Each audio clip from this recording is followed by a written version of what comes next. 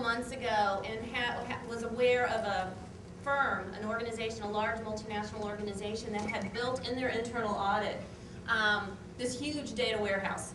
And they were doing it to check for things like conflicts of interest with their employees, vendors, etc. And then they started realizing that maybe this wasn't legal. And so that's the topic here is, you know, how can these things happen? The technology's there. And what we tend to think of as okay here in the U.S. is not necessarily always okay, and probably not in most other countries. And so although we can build these things for internal audit, we need to think about, are they legal? So let me just give you an example here, and I'm not going to mention the name. But let's say we have Maria in Germany who works for Division A of a multinational company, and we've got Pierre over in France and works for Division B, and they go to a conference and they meet each other and they decide that they can work out this scheme. Of course, internal auditors are always trying to make sure that employees are not colluding and, you know, in taking some of the firm's assets away. So let's say that basically what we have here is that Pierre poses as a customer and places some orders from Division A. And now let's say Division A and B make similar products. And so then we have the product being sent over to Pierre's house. And then what we have is some damaged goods that Pierre has access to over in Division B, and this is, you know, I teach systems, so I have to do the diagram here. Sends them back to Division A where a credit memo comes, so basically the customer's cleared of having to pay that bill, but Pierre still got the goods, and then can sell them either, you know, to another vendor or actually set themselves up as a vendor to another division or another company and sell them to another company. So that's possible as well. And so what companies can do is this can really be exacerbated when you're in a bunch of different countries and you have employees and you have vendors and you have customers and you're trying to make sure. So one check in this particular company does is an address check. And so what you may see here is that you've got your employees' personal information in one file, and this particular situation I'm talking about, they had sent this data across borders, and that's problematic legally. So they have this huge warehouse of the employees across all their divisions, all their countries, and they wanted to, I didn't hear about the customer checks, but just vendors, but I think the customer checks are just as relevant as well. So this is potentially what could happen is to look and see if there's any matches. So that in this case, you would see that that customer that Pierre had set up and had the goods delivered to his house would show up and match with his address at home, and then that would be a trigger that perhaps something is going on that shouldn't be happening. And there's some real legal issues with doing this, and not here in the U.S. We can do whatever we want in the U.S. Data quality is a huge, huge issue in the EU, and there's so many issues with the countries that we're talking about in the EU, and this is just one of them. But they definitely have workplace privacy laws where in the U.S. We're basically trying to monitor our employees. In a lot of cases, we have to collect a lot of data for legal reporting obligations. What we may have is, in addition to the fact of whether it's legal or not, if you are running these types of checks, there's going to be some potential errors that can get put into the system. Let's say here that Pierre lives at this address from 2000 to 2007 and is actually engaging in these fraudulent activities, and it's never caught by the system. And because of collusion with his friend in Germany, Maria.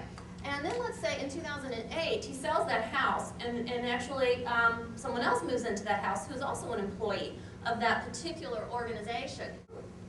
Okay, so what we can have here is that if Pierre moves out and Anjali moves in, then we've got Anjali at that address, and Pierre's now at address 2. And if we start matching up addresses, Anjali, who's never engaged in any fraud, might be matched up with this customer address. And so then we've got a false positive, and we are actually perhaps targeting an innocent individual, which is extremely troublesome in other countries to go on what would be called a fishing expedition. And so this is just something that companies need to think about. The EU is making it a little bit easier to transfer employee data to non-adequate countries, and the EU considers the US inadequate, and I like saying that, that's kind of funny. But basically, in terms of data transfers, if you're going to transfer data to the EU, you've got to file under safe harbor. You can be shut down, or you can get into binding contracts, whatever, because they don't consider our data practices in this country to be adequate. They don't consider most countries to be adequate, so it's not just the U.S. But I don't have the exact specifics of what this means, but it's still not. It's still even if it is okay for you to transfer employees' data from your division overseas in the EU back to the U.S. because you're in safe harbor, you still can't do a lot of this monitoring that you can technologically set up very easily.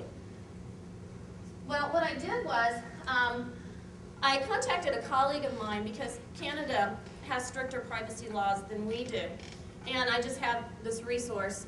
So I contacted her and I spoke with her office about it. She's the Privacy Commissioner of Ontario. And I said, well, what would happen if these employees were in Canada? Would it be okay? And I gave her the scenario. And so she got her legal team on it, and this is their response back as to what they would think. And the response she sent me was 9 pages long. Leave it to the attorneys. But this was basically what they came up with. And implementing reasonableness. Now again, this is the same scenario that I presented to start with. Considerations include the breadth of the information collected on the employees, the extent of the intrusion, and they actually I never use the word intrusion, they're using the word intrusion here on the employees. Whether the collection and use relates to a specific investigation, and this is key, is a specific investigation means you suspect something before you go to the data. If you've got a data warehouse, data mining, then we're going to get to this in a minute, but they're going to say that's kind of like going on a fishing expedition. And that's where that innocent Anjali might be identified as a potential fraudulent employee, or an employee who's engaging in fraud, rather than someone saying, I think Anjali there might be issues with Anjali. I'm going to go out and investigate Anjali. Anjali just shows up in an error report, kind of exception report to the data. And so it gets into the specific investigation, or they say whether it is an ongoing surveillance program of the employer implemented on the off chance that it might find something. And they're not really happy with that. They said Canadian law is in general not friendly to intrusive ongoing monitoring that is not incident or investigation based, but might rather be characterized as a fishing expedition. And so this is coming out of the exact terms of the Privacy Commissioner of Ontario's office. They do have a federal privacy commissioner as well, but the one in Ontario, Ann Kabukian, is pretty well known, and most of the states look to her for a lot of their regulation, just like in the U.S. we look to California, because California kind of leads in terms of privacy law. Ontario leads up in Canada. Questions, and if you're internal audit and you're building these types of databases, these are some things that you might want to consider. Would the database and data matching include all employees, or is it more targeted? They're not really saying if it's which one they prefer. Will there be any sensitive personal information involved? Now see, the address is an interesting one. Is that personal information? There are many countries that don't like databases being kept about where people live and how long it's going to be in the database, etc. And when do you actually delete that address out of your database when the person moves? That was another issue I didn't really bring up here, is the deletion of the data when you build this data warehouse. When Pierre was living in that house for 7 years and you start matching it up, at what point do you take it out that Pierre used to live at that address?